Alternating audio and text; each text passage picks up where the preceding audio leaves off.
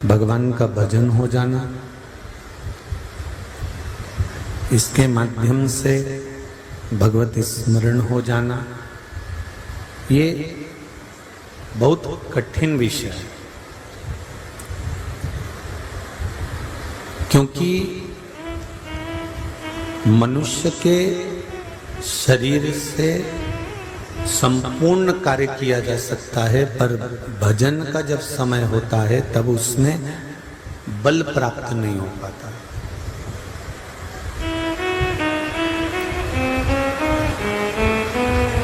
बोल मेरी जीवा हरि हरि, और 10-10 भोजन पान करे और राम नाम में मरी मरी। बोल मेरी जीवा हरि हरि। जब सेट नहीं है साउंड, रिटर्न सही करेगा। जब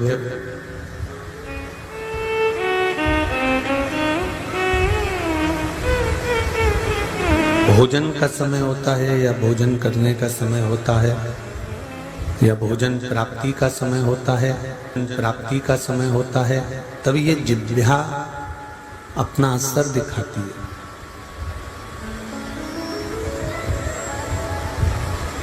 पर जब भजन प्राप्ति का समय होता है, जब भजन करने का समय होता है, तब ये जिह्वा मौन होकर, शांत होकर पड़ी रहती है।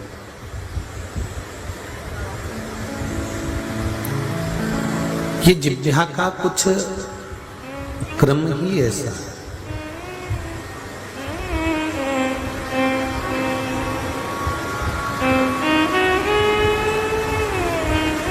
आप किसी से झगड़ा कर लिए हैं, आप किसी को अपशब्द कर रहे हैं, आप किसी को ताना दे रहे हैं, आप किसी को गाली दे रहे हैं, आप किसी की निंदा में लगे हुए हैं, तो ये जिह्वा थकती नहीं है, बोले जाती है, निंदा करने में इतनी अग्रण्य रहती है कि ये इसको समय का भी भान नहीं होता कि कितनी बज गई और कितनी वजह से हम लोग निंदा करने के लिए बैठे हो गए।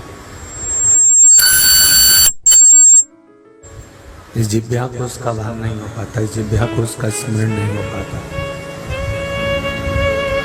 और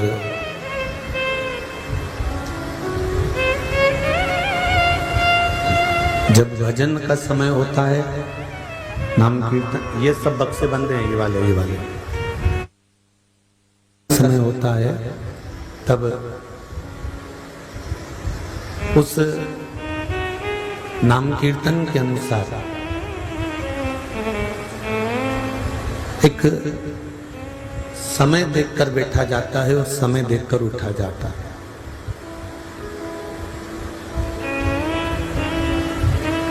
हम समय देख के बैठते हैं, हम समय देखकर उठते हैं। और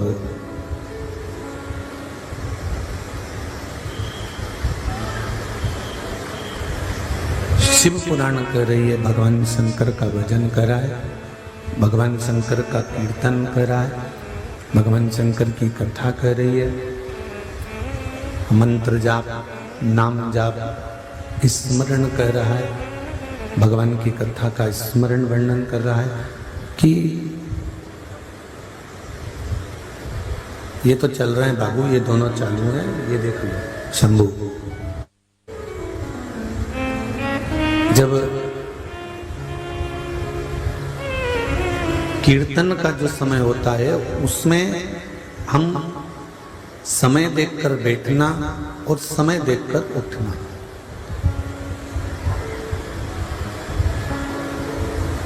भगवान को यदि हमने थोड़ा बहुत भी दिया है, हमने परमात्मा को अगर थोड़ा बहुत भी समर्पित करा है, हमने भगवान को अगर थोड़ा बहुत भी दिया है, तो उसको हम 50 बार स्मरण कर कर रखते हैं कि मैंने भगवान को ये मुकुट चढ़ाया था, मैंने भगवान के लिए वस्त्र बनवाए थे, मैंने भगवान के लिए ये भोजन बनवाया था, ये मैंने भगवान के लिए 56 भोग तैयार करे थे, मैंने भगवान के लिए ये उपवास किया था, ये व्रत करा था, ये साधना करी थी। इसको हम स्मरण बार बार करते हैं, इसको हम याद बार बार करते हैं। पर शिव महापुराण की कथा कहती है कि भगवान के लिए जो तुमने किया है, जो तुमने ठाकुर के लिए, कृष्ण के लिए, राम के लिए, शिव के लिए या समाज के लिए, यहां तक शिव पुराण कह रही है कि अपनी समाज के लिए, अपने धर्म के लिए, अपने परिवार के लिए, अपने कुटुंब के लिए, अपनों के लिए, परमात्मा के लिए, गुरु के लिए जो किया है उसको करने के बाद भूल जाना चाहिए। उसके बाद हमें स्मरण नहीं आना चाहिए कि मैंने समाज को दिया था तो मेरा बार बार गुणगान किया जाए, मैंने समाज को ये दिया था तो मुझे बार बार इसका स्मरण किया जाए, मैंने समाज को ये दिया था इसलिए मेरा स्मरण बार बार किया।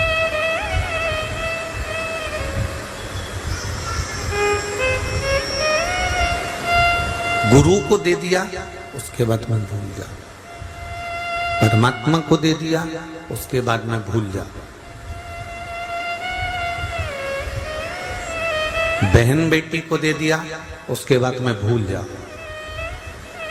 गौ माता को रोटी दे दी उसके बाद में भूल जाओ। ये मत बोलना कि अब भी तो मैंने 15 मिनट पहले तो रोटी दी थी, गाय आई थी और फिर गाय आकर खड़ी हो गई, फिर रोटी दो, तो उसको दे दी ना, भूल जाओ कि हमने 15 मिनट पहले दिया या 20 मिनट पहले दिया या 25 मिनट पहले दिया या 40 मिनट पहले दिया, या इसका स्मरण आप भूल जाइए।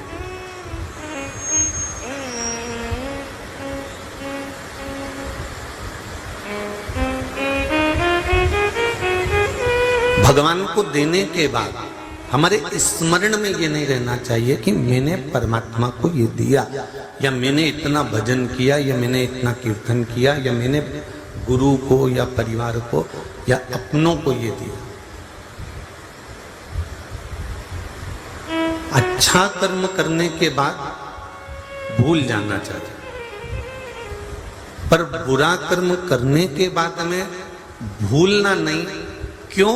क्योंकि जो तुमने किसी का बुरा कर्म करा है तो इस कर्म का भोग तुमको भोगना पड़ेगा, आज नहीं, कल नहीं, परसों। ये जीवन है।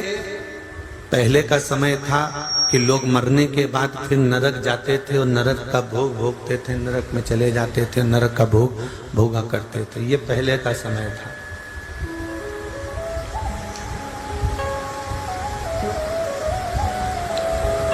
ये पूर्व का समय था कि नरक का भोग पूर्व के समय में कहते थे कि अभी करोगे तो बाद में भोगना पड़ेगा। पर शिव महापुराण की कथा ये नहीं कहती है कि बाद में भोगना पड़ेगा। शिव महापुराण की कथा कहती है तुमने जैसा कर्म करा है तुम्हारे मरने से पहले तुम्हें उस कर्म का भोग भोगना पड़ेगा, इसी मृत्यु लोक में, इसी भूमंडल में।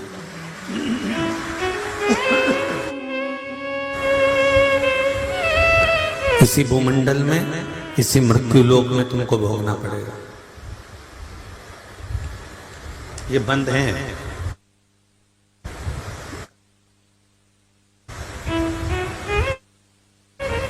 इसी भूमंडल में, इसी मृत्यु लोक में इसको भोगना है और भोगना पड़ेगा। और मृत्यु लोक में, इस भूमंडल में हम आए हैं तो अपने कर्म का भोग भोगने के लिए आए। इस भूमंडल में यदि हम आए हैं तो अपने भोग को भोगने के लिए। इसलिए पहले भी कथा में कहा, मत बुरे कर्म कर बंदे, मत बुरे कर्म कर बंदे, वरना पछताएगा। भगवान की आंखों से तू बच नहीं पाएगा, तू बच नहीं पाएगा। अरे ओ अज्ञानी मत करना गानी, अरे ओ अज्ञानी मत करना गानी। तेरे कर्म का फल भी तू ही पाएगा, तेरे कर्म का फल भी तू ही पाएगा। जैसा किया तूने तेरे आगे आएगा, जैसा किया तूने तेरे आगे आएगा। मत बुरे कर्म कर बंदे, मत बुरे कर्म कर बंदे, वरना पछताएगा। भगवान की आँखों से तू बच नहीं पाएगा, तू बच नहीं पाएगा। हमारे कर्म, हमारे किए गए सारे कर्म हमारे सामने प्रकट हो जाना है, हमारे सम्मुख में आ जाना। अब वो तुमने अच्छे किए तो अच्छा तुम्हारे सामने आएगा, बुरा किया तो बुरा तुम्हारे सामने आएगा। सम्मुख में आएगा जरूर, ये निश्चित है।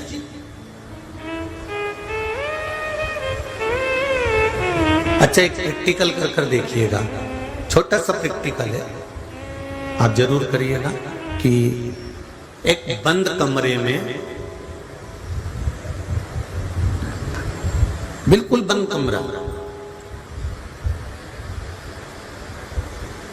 और उस कमरे में बैठकर आप किसी की निंदा कर कर देखें। एक प्रैक्टिकल करके देखना छोटा सा, कि बंद कमरे में बैठे और किसी की निंदा करने कर कर, किसी की निंदा करी, बंद कमरे में बैठकर आपने किसी की निंदा करी है, जिसकी निंदा करी है वो वहां पर नहीं है, ना उसका कोई पहचान वाला है, ना उसको कोई जानने वाला है, ना उसको कोई देखने वाला है, केवल बंद कमरा और आप हो। प्रैक्टिकल करके देखना, जिसकी तुमने निंदा करी है 15-20 दिन होंगे और तुमने निंदा करी और उस तक खबर पहुंच जाएगी, भले कोई था कि नहीं था। क्योंकि हमारे द्वारा जो शब्द निकलते हैं, हमारे द्वारा जो वाणी निकलती है, हमारे द्वारा जो शब्द निकलते हैं, हमारे द्वारा जो कहा जाता है, हमारे द्वारा जो बोला जाता है, जिसके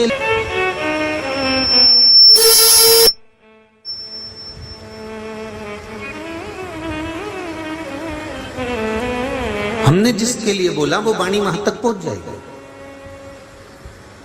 अब समझिए,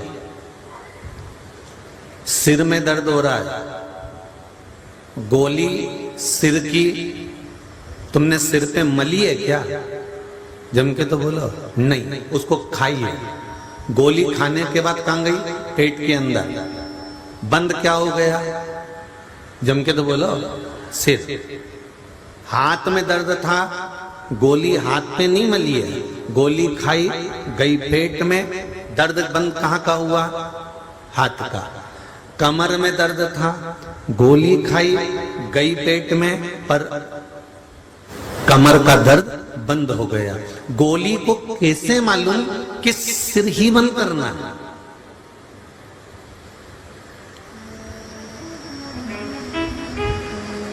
गोली को कैसे मालूम कि मुझे कमर का दर्द ही बंद करना है? गोली को कैसे मालूम कि तुम्हारे कानों में दर्द है तो कानों का दर्द ही बंद करना है? गोली को कैसे मालूम कि पीठ का दर्द ही बंद करना है?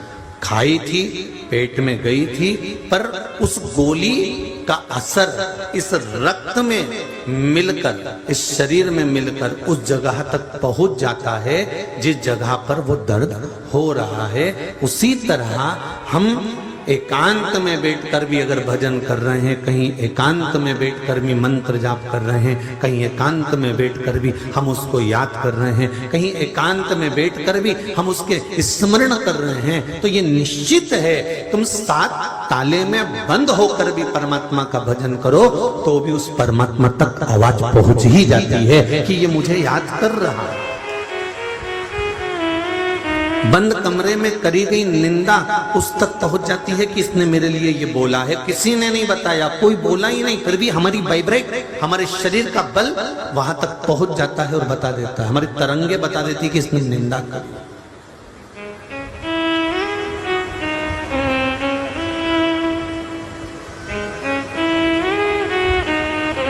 आप एक कमरे में बंद हैं और उस कमरे में बंद होकर भी निंदा कर रहे हैं तो उसके तक खबर पहुंच गई कि इसने तेरी निंदा करी, इसने तेरे लिए कुछ बोला।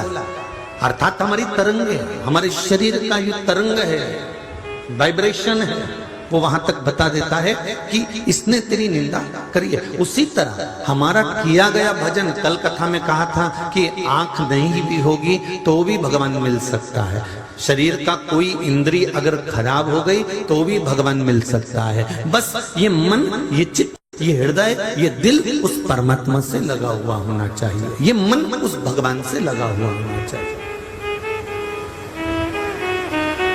एक पत्र आया है, देखिए,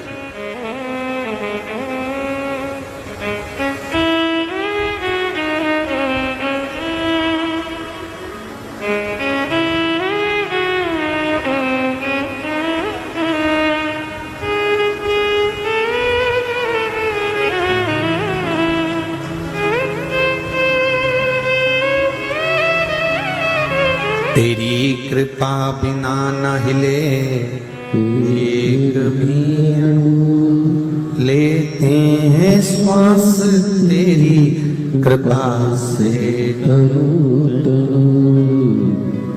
एक पत्र और है, पूजा मंगेश जी फालके अकोला महाराष्ट्र से आए हुए हैं, जहां भी बैठे हो हाथ हिलाइएगा, दोनों आप ही हैं, दोनों हाथ हिला दो एक बार। श्री शिवाय, यहाँ है, ये शिव है, बैठिए बहन, श्री शिवाय नमस्तुभ्यम, बैठिए बैठिए, हर हर महादेव। तेरी कृपा बिना न हिले एक भी अणु, तेरी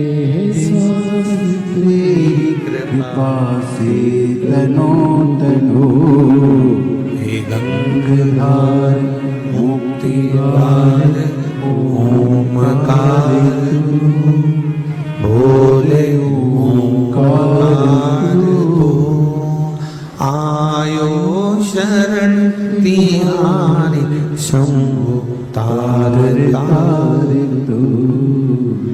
बखान क्या करूं मैं राखों के ढेर का, बखान क्या करूं मैं राखों के ढेर का, झपटी भगोद में है खजाना कुबेर का। हमारा किया गया भजन, हमारा किया गया स्मरण, हमारा किया गया कीर्तन, हमारा किया गया मंत्र जाप, हमारा किया गया नाम जाप, हमारे द्वारा किया गया भगवत स्मरण का कहीं ना कहीं उसका फल हमको इसी जन्म में, अगले जन्म की कोई गारंटी नहीं साहब। और हम तो कह ही नहीं सकते कि अगले जन्म में हम कहाँ होंगे और तुम कहाँ होगे, कोई गारंटी है? और कहीं का ऐसा महाराज मिलता हो जो तुमको अगले जन्म की गारंटी लेता हो तो बात दूसरी है। फिर हम भी पूछ लेंगे, क्या अगले जन्म में तुम देखकर आए थे कि हम कौन थे और तुम कौन थे? क्या मालूम कौन सा जन्म किसका कौन सा है, और कोई जरूरी नहीं है। शिव महापुराण की कथा यहाँ तक कहती है कि एक लोटा जल, एक बेलपत्र, एक चावल का दाना, एक पुष्प की पंखड़ी जो नित्य प्रति शिव को चढ़ाता है, शिव महापुराण की कथा कहती है कि उसका फिर कोई अगला जन्म नहीं होता।